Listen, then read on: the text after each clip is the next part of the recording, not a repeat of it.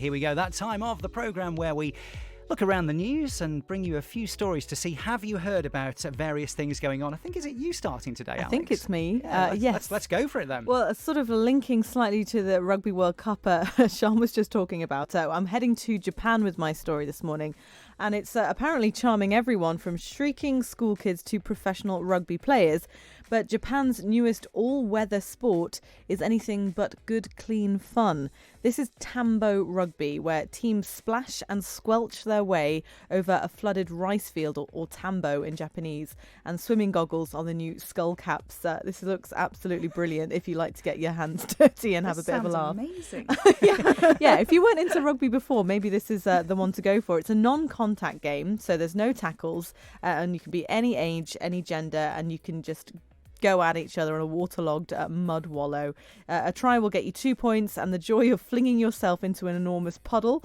And rugby fever has peaked in Japan, of course, because of the World Cup, so that concludes tomorrow. But this game, Tambo, has been steadily gathering fans since its birth in 2015. I like the sound So of that's my this. story today. Excellent. Should we have a little breakfast jamboree to Japan, do you think? We could probably do it outside now, if only there were a rice field handy. If only we could see anything outside. I've actually just posted a photo from the view from our window and our driving warning this morning as we are having that. So if you want to see the lack of view, you can see that on our Facebook page. A lot of raindrops on the window pane this morning. So, that does sound good. Of course, as Sian mentioned, sort of third place, bronze medal, as it were, that game taking place in around about 15 minutes from now. And the final tomorrow, England and South Africa. Again, is that a 9 o'clock kickoff in the morning, Yes, Sian? I think so. I believe so. Right. All 9 o'clock kickoffs. Okay, there'll be a few eyes glued to the telly tomorrow.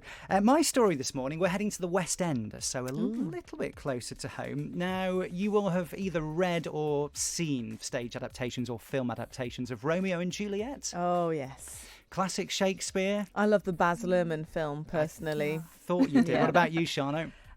Yeah, can take or leave actually the Romeo and Juliet. Sort of not one of my favourite of the Shakespeares. We saw A plague on both your houses. There we go. We saw this in Stratford years ago. It was really good. Oh, Well, actually, this, Sian, could be the thing for you because a new musical is going to open talking about what would have happened if Juliet didn't die at the end. Spoiler alert, There we if go. anyone hasn't seen it or read it. Just in case you weren't aware of the ending of one of the most famous sort of novels of all time. But yeah, this is a sort of alternate universe if Juliet actually had stayed alive. It's a musical being written by David West Reed, and it's going to open in the West End. In fact, tomorrow is when this is opening. I thought it was next year, but actually they've brought the date forward. David West Reed came up with the idea when somebody said, could he put together a musical based around Max Martin songs? Now, Max Martin has written loads of stuff, a hugely successful writer. Britney Spears, Baby One More Time, Backstreet Boys, NSYNC, Maroon 5. All the classics all of those. But in terms of success, he is right up there. Yeah. He was listening to Max Martin's songs, the writer of this musical, and somehow thought, yeah, I could weave Romeo and Juliet around this. So you have been warned. This is It sounds one of those things. Is it easily weaved, Actually, or is it very carefully and not quite naturally weaved? That's my I suspect it may be contrived. It tells the story of Juliet taking herself off to Paris anyway. And get this. So as well as Britney From hits, Verona. there's going to be Britney hits in this Backstreet Boys based around some of the big Max Martin songs. The show is called And Juliet.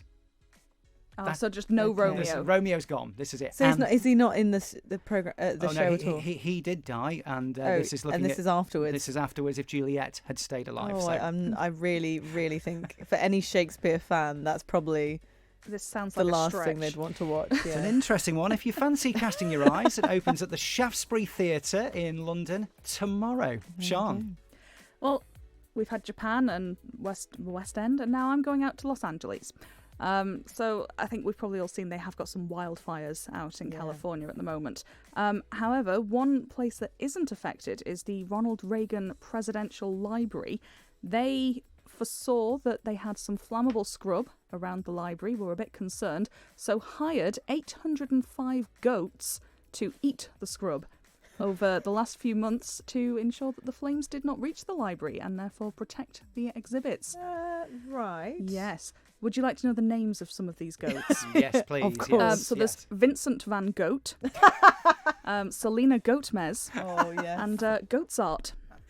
See, that tops my story this morning. Yeah, that is by far. Juliet singing "Baby One More Time" is trumped by Selena Goatmez. Yes. I just all this wants me to do now is come up with goat names.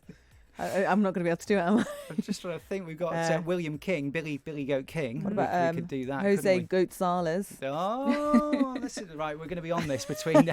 It is an expensive thing though. It costs $1,000 per acre to hire a goat to eat scrub from your land.